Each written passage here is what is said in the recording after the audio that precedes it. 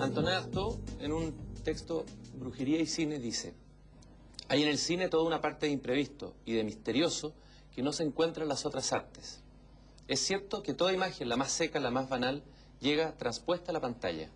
El detalle más pequeño, el objeto más insignificante, toman un sentido y una vida que les pertenecen absolutamente.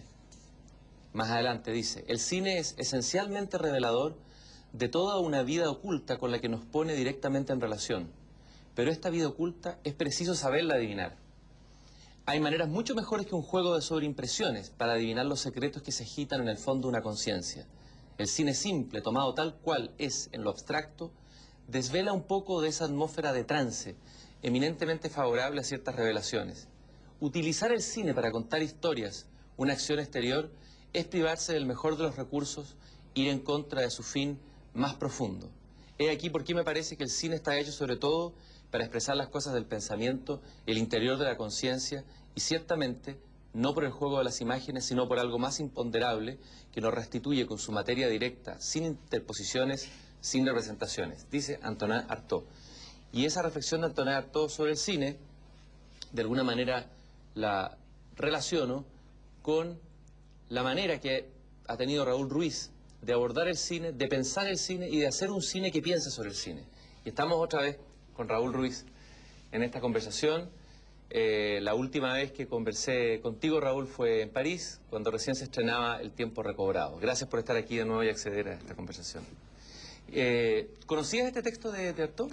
No lo conocía y me sorprende mucho, ¿eh? Me sorprende por un aspecto, porque ese texto un poco presupone una cosa que es casi un tabú para un intelectual francés, para la mayor parte de los franceses incluso, presupone que el pensamiento verbal y que el pensamiento no está siempre ligado al lenguaje, que hay un pensamiento que no corresponde al lenguaje, que es un pensamiento visual. Y mientras leía me estaba acordando de Stanislav Ulam, este matemático, que en Aventura de un matemático cuenta, dice en un momento dado, cito de memoria, dice: estoy convencido que el pensamiento actúa con un sistema de algoritmos visuales, es decir, muy parecidos a los de, dice, hay que imaginárselo como los signos, los ideogramas chinos, y que ataca octogonalmente el lenguaje que usamos para comunicarnos con los otros, es decir, el lenguaje de todos los días, el lenguaje verbal. Ataca y se va ligando por asociaciones de tipo visual. Bueno, eso, él dice, esta es la manera de pensar. La mayoría de la gente cree que piensa verbalmente.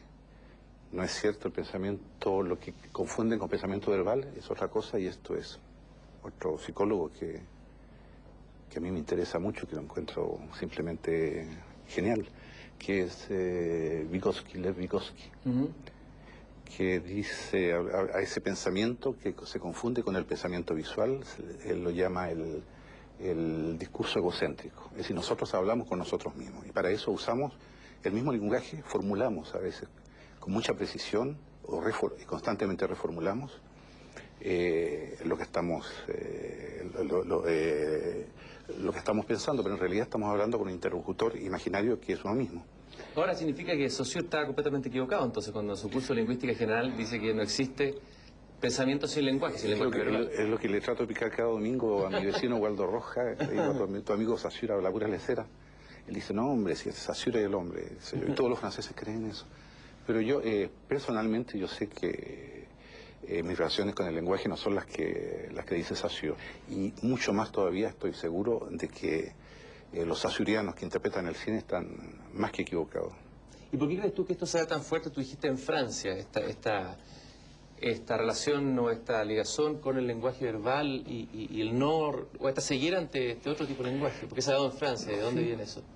Tal vez porque, y ahí te tengo que citar a otro caballero, quien sería este Poincaré, él mismo en una conferencia que dio en Estados Unidos el año 27 por ahí, hace 30, comparaba lenguajes, ¿no? Y decía el lenguaje francés tiene esta particularidad, es un lenguaje que que es especialmente apto para generalizaciones, lo que permite a la gente a hacer coincidir el pensamiento visual con el pensamiento lingüístico. No pasa lo mismo con otros lenguajes. Y agregaba después este mismo Ulam, decía el lenguaje, dice, cada vez que desarrollo ideas en inglés, dice, usa la palabra pre-statement, es decir, preafirmaciones. El lenguaje inglés sería preafirmativo, es decir, se cierra antes que la idea se complete. Y el alemán es sobreafirmativo, overstate. Y dice, lo digo en inglés porque está escrito en inglés, que la palabra la traduzco aproximadamente. Y sobreafirmativo dice, tiene la particularidad que cuando uno piensa usando palabras en alemán, las palabras lo van llevando a uno a otras palabras y a otras palabras y empieza a profundizar ahí donde no hay profundidad, que es como agarrarle la oreja a Heidegger, digamos. Y por eso dice, es en cambio el ruso, los lenguajes eslavos,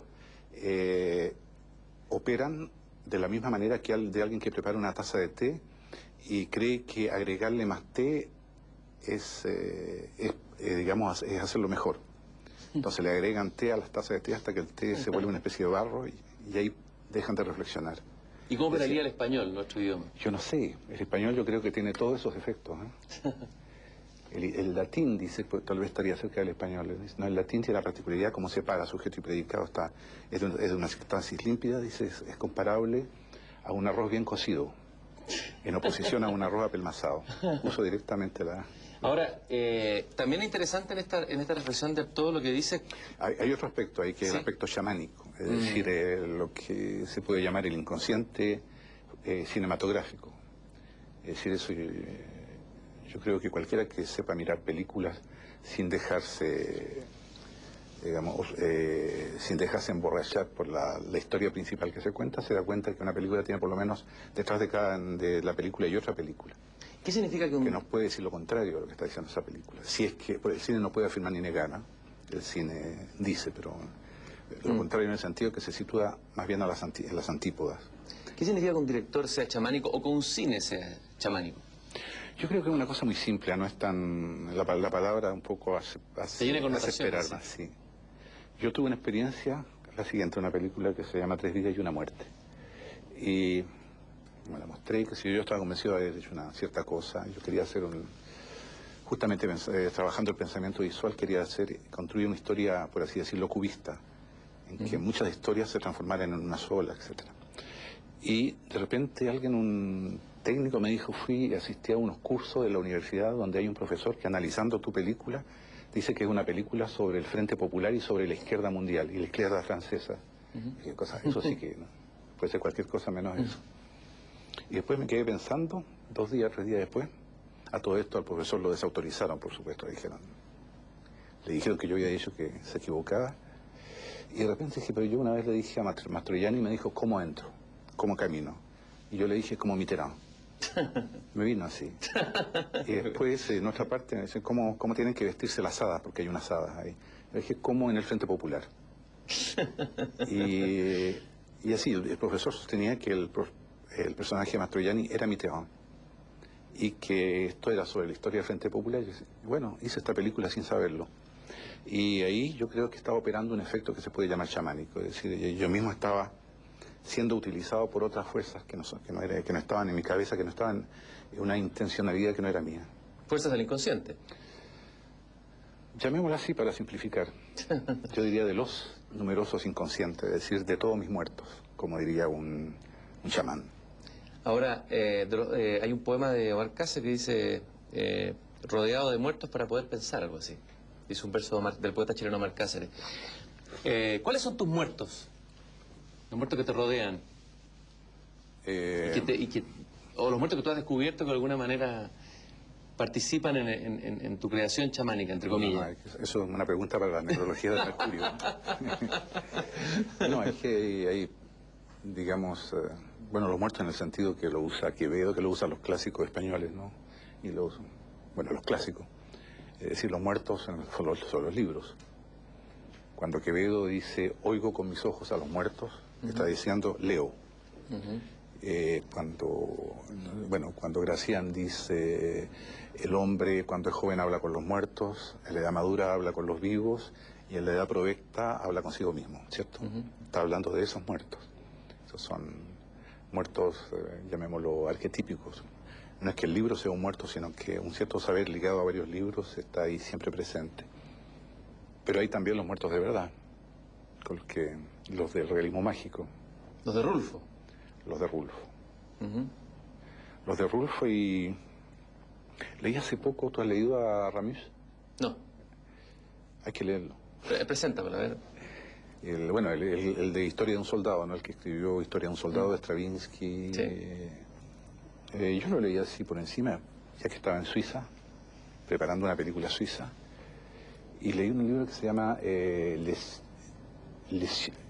ciel de la terre, el cielo de la tierra, o la tierra del cielo, fíjate que las dos tienen el mismo significado, que describe literalmente la vida en el cielo, la vida cotidiana en el cielo en un pueblo suizo, que los suizos paulatinamente se dan cuenta que están muertos y que desapareció la infelicidad, y el problema central que tienen es que ninguno cree merecerlo. Y hay muchos que siguen pensando hasta el final que están en el infierno y se lo pasan el día entero buscando la parte infernal. Y es muy parecido a Rulfo. Y esos muertos sí son muy curiosos. Esos muertos están vivos, ¿cierto? Están viviendo la cotidianidad y en esa vida está una especie de más allá muy concreto.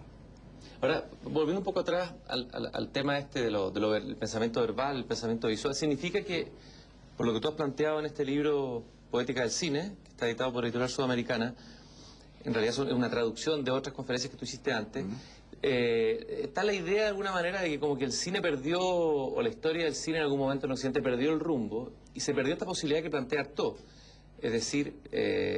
provisoriamente, provisoriamente. No, el cine lo que le pasó es que le pasa a la gente que se gana la lotería, o sea, no sabe qué hacer con la plata. Y al mismo tiempo no se le ocurre que haya que hacer otra cosa que ganar plata. Esa gente que cree que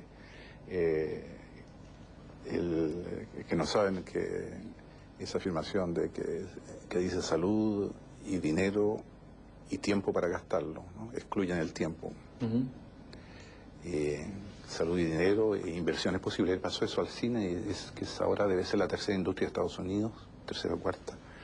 Es decir, con el cine se puede ganar más plata que haciendo una guerra, por ejemplo. Se mata a mucha más gente, por lo menos mentalmente, pero se puede hacer eso a condición de cumplir ciertas normas, ciertas reglas. Ahora, esas reglas, ¿cierto?, es lo que se llama lo que ha llamado alguien el modelo narrativo industrial.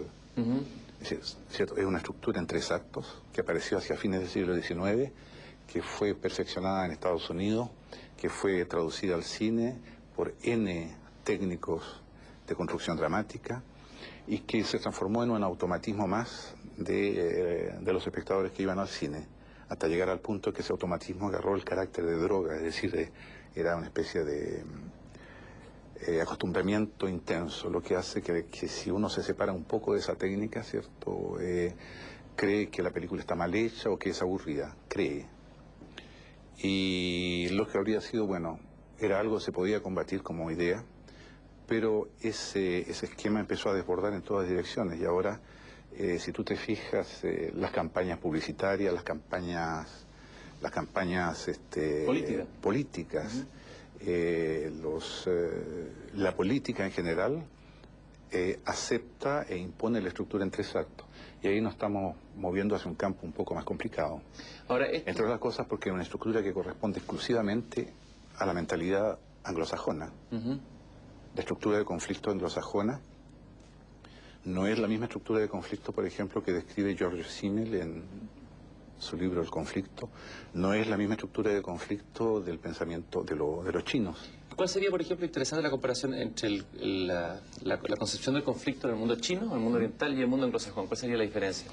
Bueno, ya a principios del siglo XIII cuenta no sé quién, Kantorovich, a principios del siglo XIII ya cuando un inglés le dolía la guata, nunca llamaba a un médico sino a dos. Uno para que le diera un diagnóstico y el otro para que lo contradiciera. El conflicto, ya la estructura de conflicto, es decir, la presunción de que todo se arregla discutiendo y oponiendo discusiones, que es muy anterior, ¿cierto? Son las disputatio medievales y eso nos lleva para toda la tradición greco-latina, los diálogos y todo eso. Bueno, si tú lo comparas con, a ver, tomemos, tú sabes lo que son los 5 agentes en China, ¿cierto? A ver, pero explícalo de todas maneras. A ver, son los 5 elementos. En China los elementos no son 4, sino 5, que son agua, el aire, ¿no? El aire no. La madera, El aire no. la madera. Claro. Agua, madera, metal, fuego, tierra. El aire no, porque ese es el espíritu universal. Y tiene que ver con los órganos también, ¿no? Bueno, después se mezcla con todo. Todo es 5. Claro. Todo es 5. Ahora, tú tomas eso y lo ligas de la manera siguiente. Es como el cacho alemán, ¿cierto? Tú ves que el cacho alemán, eso es, hay 3 posiciones: papel, tijera, piedra. La piedra rompe la tijera, el papel envuelve a la piedra, entonces hay uno que gana. El cachipún, el clásico cachipún. Exacto. Ese, claro. Que es un juego chino también, que se llama el juego de la tortuguita. Y hay que saber que la tortuga es la representación del universo. Bueno, pongamos un esquema. El agua apaga el fuego, ¿cierto? Sabemos eso. Agua, entonces, vence al fuego. Pero se dice, controlada por la tierra. Eso aplicado a la vida cotidiana se dice, por ejemplo, hay un ejemplo clásico, hay 3 elementos: los conejos, los zorros y los lobos. Los lobos se comen a los zorros se comen a los conejos. Bueno, cuando en este juego se dice el lobo vence al zorro, controlan los conejos. ¿Por qué? Porque si hay una gran abundancia de conejos, los zorros ya no tienen tanta hambre. Y entonces se dice, el lobo vence al zorro y el conejo enmascara. En otro caso ya más concreto, en una guerra, la guerra mata al pueblo, vence al pueblo, y los alimentos, o sea, las cosas para comer, controlan. Pero sí, porque están ganando la guerra, hay mucha alimentación, ya la guerra la guerra sigue venciendo al pueblo, pero el pueblo resiste porque enmascara la cantidad de alimentos. O sea, un razonamiento de a 3. Es más rico, ¿no es cierto? Ahora, es más plural en el sentido como... Digamos, yo respeto, al lado del... Sí, yo respeto muy bien el anglosajón, pero yo no soy anglosajón. Tampoco soy chino, tú me dirás, pero yo creo que cada cual tiene que inventar su manera de jugar en el conflicto. ¿Y qué otro tipo de...? El conflicto de Simmel, el conflicto es el conjunto de operaciones políticas para ponerse de acuerdo en puntos de divergencia. Eso se llama conflicto. Es muy distinto de un conflicto a la americana, en que es uno el que genera su propio adversario a fuerza de provocar a medio mundo, ¿cierto? ¿Qué habría pasado, qué pasaría, cuál sería idealmente o utópicamente el cine si no hubiese seguido el camino de adscribirse a la teoría del conflicto central, digamos, en la industria? ¿Cuál sería el otro cine posible, aparte de tus películas que ya conocemos? ¿Por dónde iría ese cine? Bueno, como decía Niels Bohr, hoy día estoy muy citadora, pero decía, prever es muy difícil, decía, y sobre todo prever el futuro. Acá estamos previendo el pasado, el what if. La verdad es que no sé, yo creo que el cine de todas maneras, lo que pasó, dado que vivimos en el mundo que vivimos, tenía que pasar. Lo que hay que hacer, de ahí hay que ser un poco chino, hay que buscar la manera para que sea además otra cosa. ¿Y cuál sería esa manera, o cuál sería ese camino? Un camino más bien chino, por operaciones mentales que lleven a otro tipo de cine, por prácticas que lleven a otro tipo de cine. Y ahora eso no es utópico, porque las cámaras digitales permiten a cualquier hijo de vecino que le pida plata prestado a algún amigo y que venda su bicicleta, por ejemplo, de comprarse una cámara respetable, pedirle a otro amigo que le ayude al montaje, Y hacer esas películas sí le interesa, como hay muchos creo que les interesa, saber usar el cine como un instrumento para pensar, para extender el campo de la reflexión. Yo personalmente me puse a hacer cine porque me interesaba la filosofía, no porque me interesara el Oscar. ¿Ya? Y aprendí muchas cosas por eso, aunque mis películas no hubieran nunca sido vistas por la cantidad de gente, porque finalmente fueron vistas por mucha gente. De todas maneras habría estado contento porque la práctica cinematográfica me ha enseñado mucho sobre cómo pensamos y sobre la complejidad del mundo, sobre la complejidad, sobre la movilidad de las cosas que percibimos, sobre lo complejo que es el acto de mirar, por ejemplo, ¿no? Son 33, 35 funciones.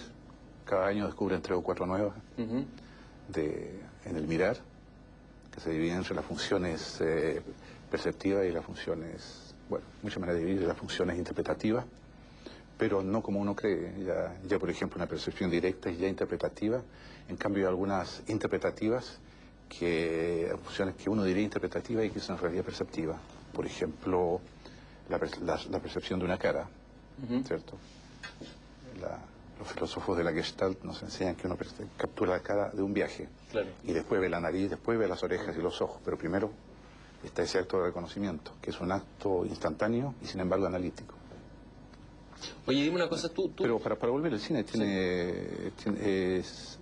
cada cierto tiempo vuelve a replantearse. Eso, la historia del cine ha habido 4 o 5 momentos en que el cine volvió a partir de cero y no hay ninguna razón para que ahora suceda eso. Me gustaría, tú hablas en este libro, haces una distinción interesante, tú hablas de la película secreta, que detrás de toda película debería haber otra película secreta, es decir... la hay siempre. Lo que pasa es que fragmentaria no es siempre la misma. Involuntaria. En cambio, con una práctica, con un trabajo, ¿cierto?, técnico, tú puedes construir esa película. O sea, la puedes hacer más presente. Y por lo tanto, jugar con ella, hacer que ella juegue con la película evidente. ¿Podríamos mostrar un ejemplo? ¿Qué es lo que sería la película secreta dentro de otra película? De cualquier película. Una película que esté en nuestro inconsciente cinematográfico. La película favorita tuya, a lo mejor. Déjame ver. Hay un caso simple. ¿Ya? Digamos que los pájaros de Hitchcock. Los pájaros de Hitchcock tratan de una proliferación de pájaros que ponen en peligro a la humanidad, digamos, para simplificar. Y hay una serie de peripecias que van contando eso. Pero esas mismas peripecias van contando otra cosa. Nos van contando la indiferencia de los hombres frente a la proliferación de pájaros. Mire bien esa película y date cuenta cuáles son las reacciones de la gente cuando se va llenando todo de pájaros. Son pasivos, lo que es muy raro en una película americana. Son pasivos, sí, se comieron a alguien, sí, bueno. Esa película, por ejemplo, es la misma película, pero simplemente por ese cambio es una contra película, que está jugando contra la película oficial. Y Hitchcock es un caso donde cada vez que hace una película tiene un elemento en que plantea una especie de una antítesis de la película que estamos viendo. Ahora, la antítesis es uno de los aspectos de la película secreta. Hay muchos otros. Por lo demás hay Scorsese, Scorsese le da otro nombre, llámalo, dice, es el contrabando, dice. Presuponiendo que esa película vale más que la otra, pero no tiene por qué valer más. Basta con que sea distinta y basta con que tenga una relación para que se estimule mutuamente. ¿Y en tus películas, por ejemplo, algún ejemplo de algún secreto, digamos? ¿O de alguna película secreta dentro de otra película? Hay una cosa que yo practiqué mucho, no en todas las películas, pero mucho, que es hacer trampa. Es decir, establecer reglas narrativas y después romperlas, no completamente, pero en parte. Por ejemplo, en La vocación suspendida, es una película que se presenta como 2 películas. En esta película hay una historia que es, digamos, la historia, el sustrato es La Iglesia Católica, para promover las vocaciones sacerdotales, encarga en los años 40, en Francia, realizar una película de propaganda religiosa. La película queda inacabada y no se termina por problemas de plata. En los años 50, de nuevo, la Iglesia lanza la fabricación de otra película, con otros actores, ¿no?, también para la promoción de la vocación sacerdotal. Pero esas dos películas se oponen. Y la Iglesia, para crear la unidad, elimina todos los elementos de oposición y construye una película de las dos. Entonces lo que vemos nosotros es una película que a veces está hecha por unos actores y después por otros. A veces está hecha con la retórica de los años de la Nouvelle Vague y si no con la retórica del cine francés de preguerra. Una es en blanco y negro, la otra en color, etcétera. Y eso dura son 2/3 de la película están ahí y uno empieza a entrar en ese juego. Una vez que está adentro, de repente empiezan a aparecer los personajes de la película en blanco y negro en la película en color. Y ahí se produce una especie de efecto que yo podría llamar de conspiración, de complot. Ese efecto creía Piotr Klossowski, que era esencial para toda creación narrativa poética. Bueno, ese es un efecto. Descubrí hace poco tiempo que eso se llama, hay un modelo matemático que se llama el método Monte Carlo y que juega con lo mismo, es decir, esto es trabajando con modelos muy, muy complejos, ¿eh?, en que hay teoremas que son falsos. Y esto le vino a von Neumann, me parece, y el mismo Uland, de nuevo, lo sigo citando porque lo estoy leyendo hace poco, que le vino esta idea, le habían prohibido trabajar, le había tenido un ataque, y estaba jugando solitario, y de repente, como se aburría jugando solitario, se puso a hacer trampas. Y se dio cuenta que en el solitario, cuando uno hace trampa, el juego no pierde interés. En cambio, en el póker, si uno hace trampa, el juego no tiene interés, es decir, es contra la ley, digamos. Y en matemáticas también, si uno hace trampa en una teoría general, por ejemplo, si mete un teorema que dice todos los números enteros de 1 a 10, cuando multiplicados entre sí, dan 0. Lo que no es cierto, porque 3 por 4 es 12, ¿cierto? En ciertas condiciones, si uno lo pone en sistemas más vastos, generan, digamos, verdades. No destruyen el sistema. Bueno, yo me di cuenta que yo sin saberlo estaba aplicando el método Monte Carlo en mí. Dime una cosa, el espectador que va a ver tus películas, ¿qué esperas tú de este espectador? Porque describiste antes, el espectador normal de las películas es alguien narcotizado o de alguna mente drogado con esta lógica del cine a la que nos hemos acostumbrado. ¿Cuál sería el espectador, entre comillas, ideal? Jugando con las palabras. Alguien que entrara en un estado de inocencia, apertura, ¿cómo sería ese? Tiene que ser mal pensado. Mal pensado, ¿ya? Tiene que fijarse en los detalles y saber que ciertas cosas que parecen errores o distracciones están puestas ahí para molestar. Y ahí entonces empiezan a aparecer una serie de movimientos internos y el cine en ese momento está imitando el pensamiento creador que tenemos todos, con el que funcionamos todos nosotros. Está justamente jugando con esas series de algoritmos visuales que se ligan, ¿cuál es la expresión de Ulam? En shorthand, dice, o sea, tomatajos. Entonces, y eso se puede producir de muchas maneras. En mi caso, yo trato de jugar introduciendo distintas funciones en el plano, para lo cual hay que filmar más lento, curiosamente. Los planos tienen que durar más para que las funciones tengan el tiempo de desarrollarse dentro del plano. Por ejemplo, la función, lo he llamado la función crítica, es un plano empieza haciendo creer que la cosa es A y es Z. O la función holística, en que un plano contiene la totalidad del film. Una función centrípeta que hace que el plano tienda a quedarse en sí mismo y ya no irse. Entonces se tiende a eternizarse. Cambio, y como esa función hay varias otras, creo yo. Yo he contado 6, pero estoy seguro que son 8. La última vez que conversamos, estaba estrenando la película sobre la novela de Marcel Proust, pero ahí en adelante ha pasado una serie de acontecimientos interesantes en Occidente que también de alguna manera pueden tener que ver con un tipo de cine que tú has criticado. Luego tú hiciste una película en Estados Unidos y ¿Qué te pasó a ti con todo esto que ocurrió desde el atentado en Estados Unidos en relación a... ¿Qué observaciones salieron de ahí? ¿Te han nacido? Se puede extender un poco en este modelo narrativo industrial. No es la culpa de él, no está.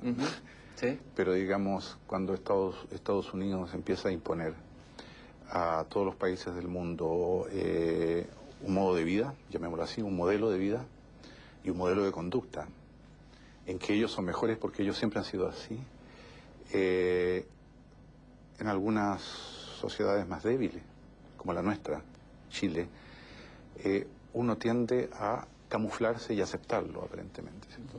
Y hay una especie de resistencia, pero se acepta. Uno hace como si las cosas fueran como los americanos nos dicen que son. Pero hay países en que, y hay civilizaciones fuertes, entre ellas la civilización islámica, en que se puede llegar a un punto en que una sociedad como la americana, que se sitúa tan lejos del concepto de vida de ellos mismos, les quita simplemente la razón de vivir y les puede dar lo mismo seguir vivo o morirse. Se puede llegar a ese extremo. Mentalmente. Aparte de eso, se puede pasar a la práctica muy rápido. Y es lo que me hizo pensar esta historia de las torres, y yo creo que, bueno, este amigo que va a venir, Abdelwahab Madeb, teorizó eso, viene en un libro que se llama La enfermedad del Islam. ¿Cuál es la reflexión de él sobre el Islam? Bueno, desde ya son 400 páginas, así que no. ¿Pero por dónde va más o menos? ¿Sí? El resumen es un poco eso, creo yo. El resumen es el verdadero Islam, el Islam que fue en un momento dado una religión, una civilización por un lado de la razón y de la negociación, del compromiso, y de una religión que evitaba los extremos. Cuando una religión decía A, la otra decía N, A, Z, Islam decía M, por ejemplo. Entonces se situaba siempre un poco entre las dos. Lo que no quiere decir que haya sido una sociedad perfecta. Que jugando con una serie de operaciones intelectuales y políticas consiguió un modo de vida. No nos olvidemos que el Islam durante algún tiempo, muchos siglos, entre el siglo, me parece, X y el XVI, esto está en Gramática de las Religiones de Gödel, garantizó a la totalidad de los habitantes del Islam. Gödel habla, sin querer, no sé dónde saca el dato, pero cita algo así de 3.000, 4.000 calorías, es decir, suficiente para sobrevivir. No, sin que por eso existen los mendigos, pero por ejemplo, no dar limosna es un gesto, es un delito civil. Uno puede ir preso por no dar limosna. Delito, es un caso de delito penal, por lo tanto, penal. Con operaciones de ese tipo consigue. Después viene la colonización y se enreda, después viene, digamos, el Islam cae presa de mucha de su guerra civil y todo. En fin, yo no estoy aquí para hablar del Islam porque lo conozco poco. ¿Qué te interesa a ti, no sé, la literatura, el pensamiento islámico en relación a tu creación como cineasta? O al cine, Bueno, primero a mí me interesa el Islam, después las películas como la consecuencia natural. Lo que me impresionó a mí son ciertas cosas que son como detalles. A mí me interesó un pintor marroquí, Belkaya, Farid Belkaya, que pintaba, hacía obras que eran todos con cuero de cordero. Ya sabemos lo que es el cordero, ¿cierto?, para el mundo islámico. Lo pelaba, lo trataba y hacía lo que podrían llamarse cuadros, salvo que ninguno era cuadrado. Entonces, a mí lo que me atrajo ahí, me interesó, es qué es la relación. La cámara no puede no ser rectangular, ¿cierto? Es lo propio de la cámara captar de manera rectangular. Uno puede fingir hacerlo redondo, pero uno no puede, el encuadre no puede cambiar no hay muchas formas de encuadre. En cambio, él trabajaba con figuras que eran, y me di cuenta que mientras filmaba, eran encuadrable. De alguna manera hacía obras, hacía pinturas que estaban hechas además no eran figurativas, eran con signos, una mano que tenía una serie de signos. En realidad son figuras que venían del tatuaje. Por lo tanto, figuras abstractas y por lo mismo que estaban inscritas en un cordero muy concretas. Eso, si tú te fijas, es la relación con el cine, si te pone en crisis uno de los aspectos que es sacrosanto en el cine, que es la captación, la composición por encuadre. Ahora, hablábamos Ese es un caso. Hablamos de las distintas estructuras narrativas, la anglosajona y la china, y en el mundo islámico, o en la tradición islámica, ¿hay alguna, o un tipo de tradición, o una manera de narrar historia, de contar historia? Hay muchas, pero digamos están todas compiladas más o menos de La Mil y Una Noche, ¿Y ahí qué es la conciencia de que la historia, en que las historias se van, las historias como los seres humanos viven en familia y viven en clanes y en tribus, y que unas están ligadas a las otras y que son verbales. Eso es otro desafío para el cine, que son verbales. Un amigo me contó que asistió en Argelia a la primera proyección de una película en un pueblo perdido de las Atlas. Y él fue a ver cómo era eso. Y pasaron la película y dice, la gente resistió máximo 10 minutos viendo la película y después poco a poco se fueron acercando a los altoparlantes y rodearon los parlantes y se pusieron a escuchar la banda de sonido, sin prestarle ninguna atención a la imagen.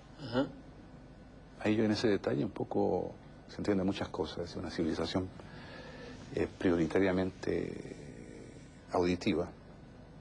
Y por otro lado el hecho también, leyendo una traducción de primera mano del Emir Abdelkader, jefe espiritual del Islam y soldado,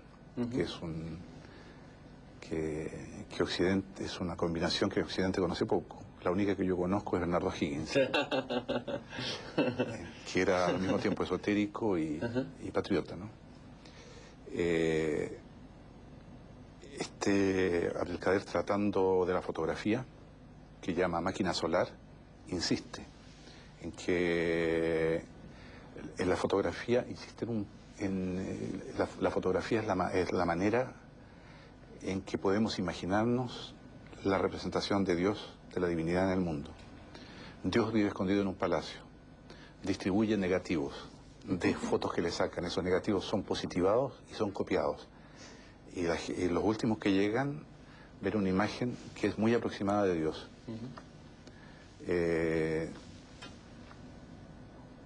Eso extendido hasta un cierto punto, a ver cómo decirlo para no perderme, da casi una visión invertida del mito de la caverna, si tú te fijas, de Platón.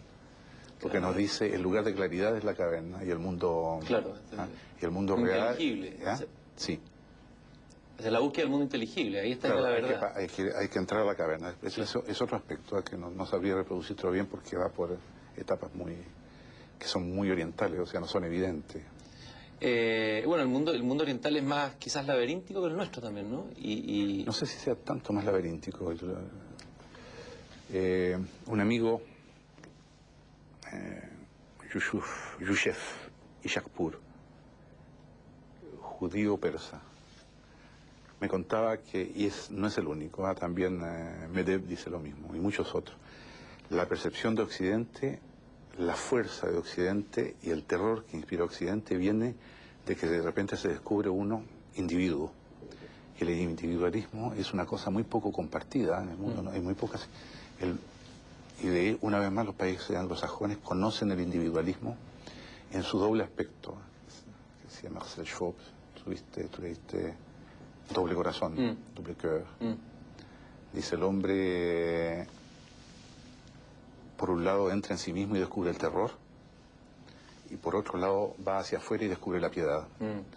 Y en realidad nuestras vidas se mueven entre el terror y la piedad. Y yo creo que esa percepción, decía Ishakpur, que la tuvo viendo una película, El Ciudadano Kane. ¿De Wells? Sí. Después de lo cual tuvo una actitud muy oriental, que fue dedicarse a escribir un libro sobre Wells durante 40 años. Lo terminó recién y que es una de las mejores novelas que he leído. Porque el libro es juega con su idea de la individualidad, habla de Wells, pero habla de él, y de repente tú estás leyendo una novela me parece que tiene 6.000 páginas. Wow. Es casi tan larga como Juan Emar. Como Juan Emar. Sí. Hablamos del oído, de la música o de la importancia del oír. Bueno, el Corán decían que Mahoma cuando cantaba el Corán hipnotizaba, digamos, a todos los pueblos. El Corán se canta, claro. El Corán se canta. Es en verso, es decir, en prosa rimada. ¿Qué importancia tiene el sonido o el oír en tu cine? Y yo trabajo de dos maneras. Por un lado es trabajar en las posibilidades, llamémosla poética o expresiva, del ruido humano. Nosotros, cuando alguien habla, la expresión es de Orson Welles. Cuando uno escucha hablar, está escuchando al mismo tiempo una especie de música que quiere decir otras cosas que las palabras que están siendo usadas. Si tú tomas Sed del Mal, por ejemplo, sí, la primera escena, una de las primeras escenas, no la primera, no es la famosa, pero cuando llega un momento en que aparece el actor, Wells, y otros personajes, están hablando y están todos hablando al mismo tiempo. Sí, claro. Sí. Y la combinación de palabras va dando otro diálogo. Es como si el diálogo hubiera estado escrito en una especie de crucigrama. Bueno, ese es uno de los aspectos de aprovecharse, de servirse del ruido humano, pero hay muchos otros. Los chilenos hacemos mucho ruido, nuestro idioma tiene mucho ruido.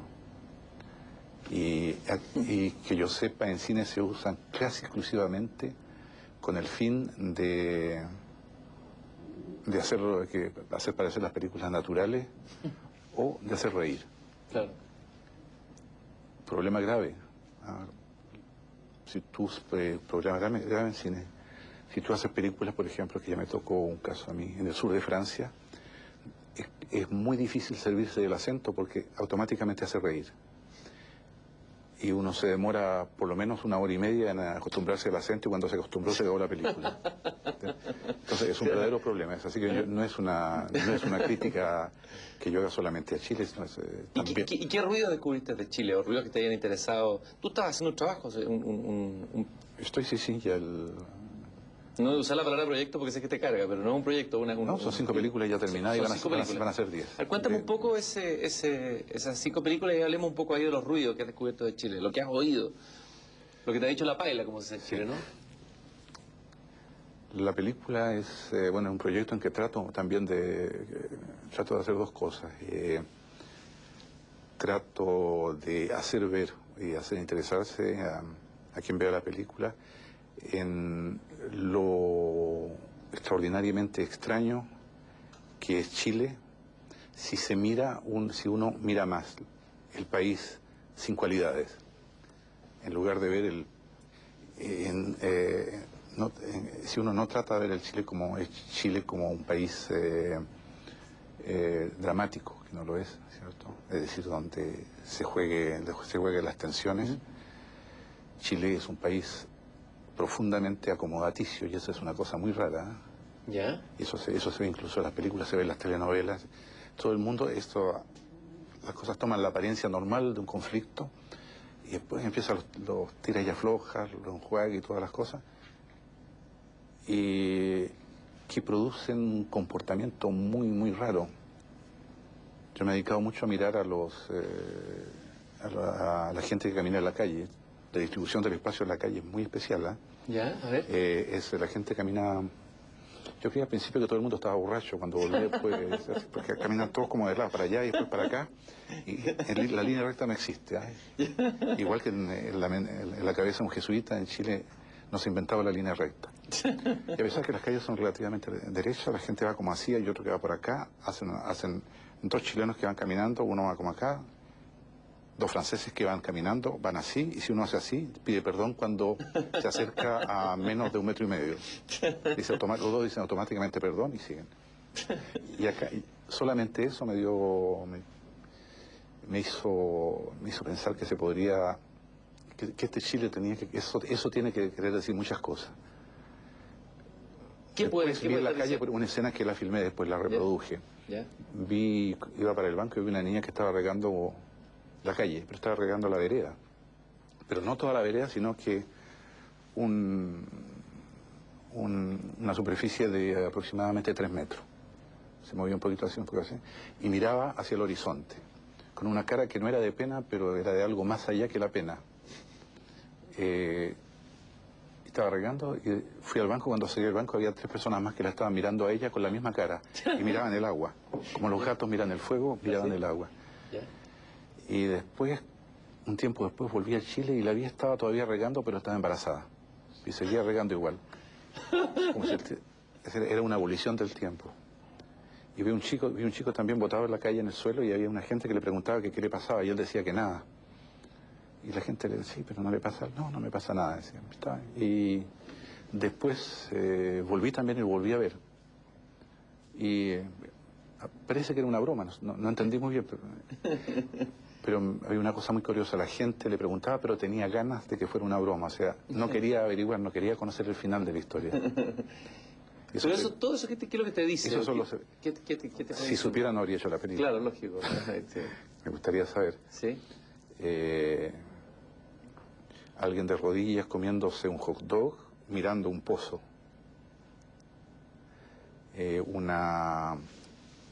Había un tarro y arriba decía, deposite aquí su regalo. Y miré adentro y había una cáscara de plátano. Todos esos son enigmas, enigmas visuales. El enigma de Chile. Los enigmas de Chile. De Chile. Y tú hablaste de los ruidos. ¿Y cuáles son los ruidos? Los ruidos chilenos, digamos, que te interesaron o que descubriste, imagino, en esta exploración. Bueno, lo de siempre, algunos de los cuales todavía que se quedan, como ese ch. ¿Qué quiere decir eso? Había uno que desapareció, ese desapareció. ¿Y algún ruido nuevo ha aparecido en el horizonte? Sí, pero no los tengo muy calificados, no los tengo clasificados todavía. Lo que sí sé que en Chile más que el acento es la sintaxis la rara. Es decir, yo la puedo descifrar, pero cuando me pongo desde fuera y trato de escuchar como un extranjero, la gente dice cosas muy raras. ¿Por ejemplo? Estaba pensando, hay alguien que se me acerca y me dice, señor Ruiz, yo hace 10 años le prometí que iba a tener un bar. Y yo traduje porque soy chileno. Hace 10 años, conversando, le dije, voy a hacer tener un bar algún día. Bueno, algo normal. Dijo, bueno, me dice, cumplí la promesa. Mañana se inaugura el bar. Pero ya lo tengo desde hace 3 años. Entonces tú piensas, claro, es raro eso. Entonces yo traduzco, digo, claro. Él lo inauguró hace 3 años y mañana se cumplen 3 años del bar. Mañana es la inauguración, por decir, se cumplen. Y después dice, el bar todavía no tiene nombre, dijo. Así que se llama Caníbal. Yo entendí, no hemos tenido tiempo de poner el letrero, ¿cierto? Eso es lo que debe haber dicho, supongo. Pero si uno escucha solamente, literalmente lo que dice la gente, tú puedes encontrarte en un país en que la gente dice varias cosas al mismo tiempo. Y eso es poético, ¿no? ¿No hay una cierta poesía involuntaria? Debe haber alguna razón para que el país que hable el peor castellano del mundo tenga tan buenos poetas.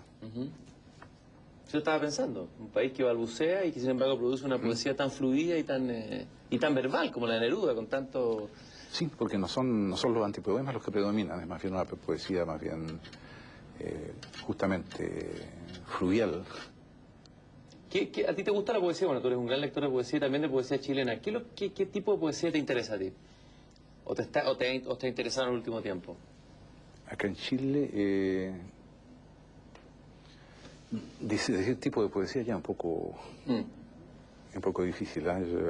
Lo que me interesa justamente son las fracturas y cómo se traducen al mundo poético. Por lo tanto, es Parra, es Lin, pero la vertiente guidobriana es la que pongo yo a Jorge Telier, que a él le habría dado mucha rabia. ¿Y por qué colocas a Telier dentro de la corriente guidobriana? Porque es una poesía que trata de apartarse del lenguaje y que trata de transmitir más bien imágenes. Es una poesía creacionista e imaginista. A la poesía japonesa, quizás a Pound, a través de Pound. Bueno, él partió por Trakl, que es así, y es, él hizo haiku, hacía haiku. que en el haiku hay un elemento arbitrario. ¿Ya? En los ejeles también, los ejeles árabes. Pero en fin, en estos momentos no me vienen, digamos, todo lo que se me ocurre son casos en que hay fallas, hay fracturas de sintaxis más que... Los modismos hay en todas partes, han ido cambiando, ¿cierto?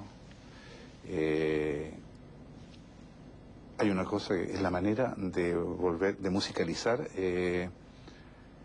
las palabras, los garabatos, digamos, de musicalizar la coprolalia. Si tú te fijas, los garabatos cumplen una función prácticamente de acentuación, de exclamación, son exclamaciones. Y cuando vine, los primeros años que volví a Chile, que empecé a volver regularmente, me llamaba la atención que a mí, que me cuesta darme una ducha diaria en Francia, acá tenía ganas de ducharme 4 veces al día y no sabía por qué. De repente me di cuenta de que la cantidad de garabatos, yo los estaba visualizando y tenía la impresión que estaba lleno de caca, que estaba con una capa de mierda encima y que tenía que darme varias duchas. Dime una cosa, tú, vamos a ver un poco al cine, hiciste una crítica al comienzo de la industria, has hecho en tu libro una crítica muy fuerte del cine industrial o del cine que se produce hoy, con bastante pesimismo, incluso hablas de una agonía del cine, o de una muerte del cine, por ahí. Sí, pero como desde mi punto de vista todos los muertos resucitan, no es grave. ¿Qué cine actual te ha interesado? ¿O te está interesando? ¿Dónde se está produciendo el cine que te interesa? ¿Dónde has visto tus huellas o pistas de algún cine interesante? Que rompa un poco esta lógica. Hay más de lo que yo creía. ¿Ya? Este año fui a Cannes, Sí. estuve de jurado y hacía años que no veía 23 películas de un viaje. Y el cine, bueno, en Cannes no va el cine más comercial. Pero hay una ideología detrás del Festival de Cannes que quiere que el cine tenga un aspecto, digamos, de corrección política, que sea un cine, llamémoslo, humanista. Políticamente correcto. Algo así, sí. Pero seamos buena persona, digamos, un cine humanista, ¿cierto? Un cine que de esperanza, salvo las películas francesas que son escogidas por otra comisión, lo que explica. ¿Ya? Y la cantidad de invenciones es muy grande. Pues me sorprendí, por ejemplo, que si yo quisiera aplicar a alguna película mi poética, o sea, mi poética entendiendo mis recetas de cocina y mis ideas para enriquecer el cine, tendría que buscar a Cronenberg, que era un personaje que me cargaba, un personaje odioso. Pero su película, esta Araña, que estaba en Cannes, es una película que me dije, finalmente tengo una película donde puedo decir acá todo lo que yo digo se puede hacer, está mejor hecho porque yo no puedo practicar todas las cosas, todas mis ocurrencias, porque me tienen más controlado que a Zamorano. Y entonces había alguien, bueno, que creo que es un hito en la historia del cine, que es Sokurov. Su película El Arca Rusa. ¿Ya? ¿Por qué es un hito? A ver, ¿qué es lo que...? Es una película que tiene varias particularidades. En primer lugar, está hecha integralmente en video digital. Bueno, eso es un detalle de alguna manera. Es una sola toma. Que se estuvo ensayando, me parece que 7 o 8 meses, y que se filmó en 2 días, con algo así como 6.000 extras. Es una visita al Museo L'Ermitage y es una evocación. Uno va al museo, se presenta como un sueño y como un diálogo entre un europeo, un francés aparentemente, y un ruso, que es la cámara. El francés piensa diciendo que raro, ¿por qué hablo ruso si soy francés? Empieza el diálogo entre Europa y... Entonces, por un lado es una película política, pero al mismo tiempo es la visita concreta de un museo. Al mismo tiempo es la relación entre la imagen fija de los cuadros y el fluir de la cámara. Y al mismo tiempo es una película en que los personajes no están ligados por una historia, sino por la historia de esta arca rusa, la historia de Rusia. en que todos los tiempos se confunden, se va para atrás, para adelante, sin que la cámara corte. Lo que significa, lo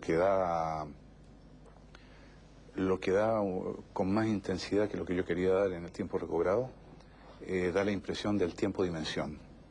Es decir, todas las cosas pasan, por así decirlo, al mismo tiempo y de un solo aliento, en un solo respiro, como sostienen los pintores chinos como Shitao o Shuta, que debe hacer un pintor. Entonces, un pintor chino, en su cabeza por lo menos, hace el cuadro de una sola vez, es un solo trazo. De hecho, trampea, hace muchos, pero de tal manera que cuando uno lo mira se siente llevado por un solo trazo, por un solo movimiento. Bueno, esa película tiene todos esos elementos. Después hay películas que estimables y todas... ¿El cine iraní, por ejemplo, o el cine... El cine iraní lo encuentro un poco... ¿Lineal? ¿Mm? ¿Obvio? Un poco... También tiene algo de chileno, es muy acomodaticio también. Lleno de estrellas flojas también. Claro, inventa la desnudez cinematográfica, la simplificación de los detalles, y eso le gusta mucho a una cierta crítica y a un cierto tipo de inteligencia francesa. Porque la inteligencia francesa, como cualquier francés medio, por lo demás tiene el problema de que come comida muy pesada, entonces siempre andan soñando con la comida livianita, con la dieta. Es lo que según Nietzsche le pasaba a los filósofos alemanes, que se alimentaban muy mal, y por eso producían la filosofía que habían producido. Eso decía Nietzsche en Ecce Homo. ¿Se alimentaban mal? Bueno, se siguen alimentando mal. Bueno, Raúl, yo te agradezco muchísimo esta conversación y esta presencia en un programa. Nos veremos no sé en cuántos años más. Gracias por estar aquí. En esta retrospectiva que se presentará en estos meses aquí en Santiago de Chile, en que estamos grabando este programa. Muchas gracias, Raúl.